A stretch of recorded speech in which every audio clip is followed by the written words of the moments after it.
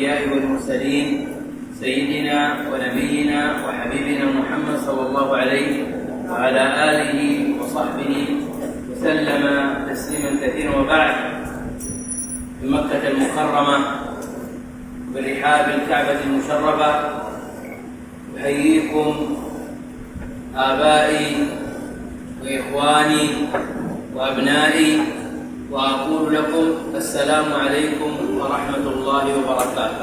وعليكم السلام ورحمة الله وبركاته. আলহামদুলিল্লাহ, শেখ তিনি সফর করে এসেছেন, আল্লাহ রাব্বুল আলামিনের শুকরিয়া আদায় করতেছেন এবং আপনাদের সবাইকে সালাম জানিয়েছেন। من أعظم النعم على الإنسان أن ينعم عليه ربه بنعمة الإسلام. إن الدين عند الله الإسلام، ومن يبتغي الإسلام دينا فلن يقبل منه وهو في الآخرة من الخاسرين.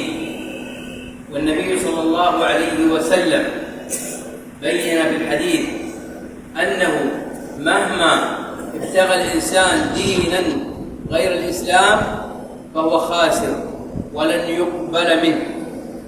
وأيم الله والذي نفس محمد بيده لا يسمع بي يهودي ولا نصراني ثم يموت وهو لا يؤمن بي إلا دخل النار. يدل ذلك على أن لا دين إلا دين الإسلام.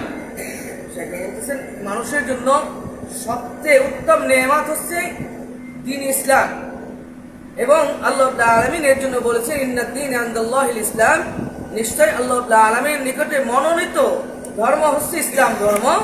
এবং রাসূলুল্লাহ সাল্লাল্লাহু আলাইহি ওয়াসাল্লাম তিনি বলতেছেন, কোন ইহুদি নাসারা যদি শুনে দিন ইসলাম এসেছে এরপর সে কবুল করে নাই, সে জাহান্নামে যাবে। এবং আল্লাহ রাব্বুল আলামিন তিনি বলতেছেন ওমাই ইয়াবতাগি গায়রাল ইসলামি দীনান ফালা ইউকবালা মিনহু, যে নাকি ইসলাম ব্যতীত অন্য কোন দিনকে খুঁজে সে আল্লাহ রাব্বুল আলামিন তার থেকে কবুল করবেন না। তাই এটা সবচেয়ে মানুষের বড় নেয়ামত যে আল্লাহ রাব্বুল আলামিন আমাদেরকে দ্বীন ইসলাম দান করেছেন।